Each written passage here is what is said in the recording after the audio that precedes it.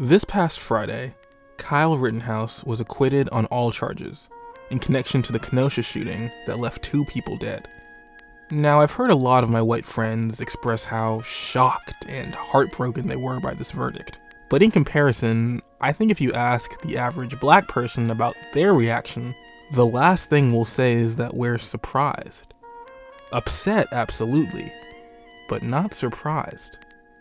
The term white privilege has been brought up frequently in this discussion, and it doesn't take a genius to see the clear presence of such privilege. But I think there's a broader, deeper conversation to be had, beyond just the verdict, that gets to the real root of this problem. But for starters, I think it's important to understand what it was that Rittenhouse was on trial for in the first place. The trial was never about trying to prove whether or not Rittenhouse was wrong for bringing a machine gun to a protest, but rather the trial was about determining if in any way he was acting in self-defense. The narrative presented by the defendants was that Joseph Rosenbaum and Anthony Huber both attacked Rittenhouse in some way before being fatally shot.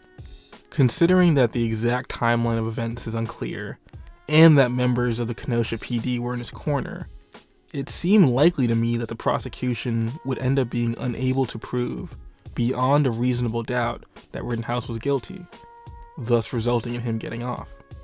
Many people, understandably, call this verdict a gross miscarriage of justice. But I think this issue is bigger than juries or lawyers.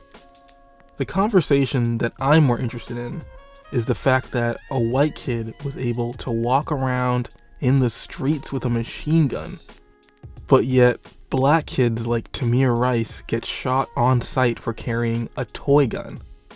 Growing up, I remember getting the talk from my parents. For you non-black viewers, you might think the talk refers to the birds and the bees conversation. But if you are black, you probably know what I'm talking about, since chances are you got it too. The talk is when black parents sit their kids down for the first time and really tell them about the unequal society they live in and how they must live accordingly. For me, it was being reminded to be cautious of playing with toy guns in public and wearing hoodies at night. Black kids in this country are forced to mature faster because we know that the rules are different for us. When Trayvon Martin was killed, he was 17 years old. That's the same age Rittenhouse was when he shot those 2 people. As Charles Blow wrote in his New York Times op-ed, Martin was thugified. Rittenhouse is being infantilized. That, in one example, demonstrates for and against whom American justice is weighted. This double standard can be seen in more examples than just Rittenhouse. It's Dylan Roof getting fed Burger King right after killing 9 black people in a church. It's Brock Turner getting only 6 months jail time after confessing to sexual assault. His life will never be the one that he dreamed about and worked so hard to achieve. That is a steep price to pay for 20 minutes of action out of his 20-plus years of life.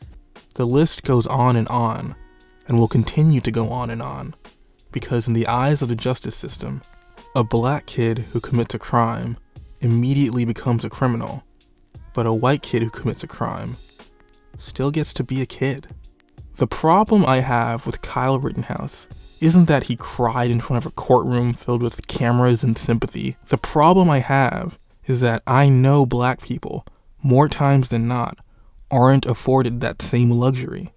And truth be told, I don't hate him, but what I hate is the culture that enabled him. A culture that is built around guns and flags and conspiracies and guns and martyrdom and guns and guns and guns. When people like Kyle Rittenhouse or the protesters at the Capitol last January do what they did, we often hear people say, "This isn't who we are. We're better than this." But what if this is exactly who we are? Kyle Rittenhouse is just as emblematic of the American empire as anyone else. And if we as a society want that to change, then maybe it's time white parents start sitting their kids down for the talk.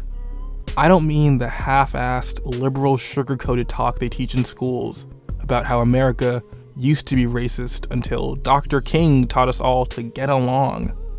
I mean an honest dialogue about the hegemonic power structures that are embedded in the system. Because if we don't have these uncomfortable conversations about America now, then I fear a long line of Kyle Rittenhouses in our future.